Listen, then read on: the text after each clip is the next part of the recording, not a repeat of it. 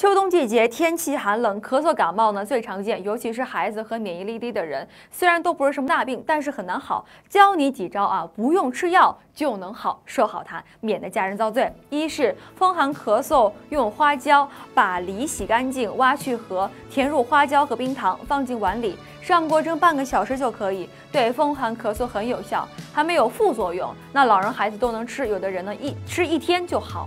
二，风寒感冒红糖姜，生姜切成5片，也可以把片切成丝。锅中加2碗水，倒入姜片和红糖，煮沸到冷之后呢，到合适的温度，趁热喝连续喝2到3次，风寒感冒就好的差不多了，比吃药强多了，还没有副作用。3. 动手动脚山楂泥，只要1年有冻疮以后，年年有冻疮，教你一个办法终结它：把山楂烤软，睡觉前呢涂抹在冻的部位，然后用塑料袋套上，一次就好，非常管用。4. 口腔溃疡用蜂蜜，把蜂蜜和食盐倒入杯子，用温水冲开，连喝2到3次，口腔溃疡就能完全好。它对黑眼圈、眼袋也是有非常好的效果。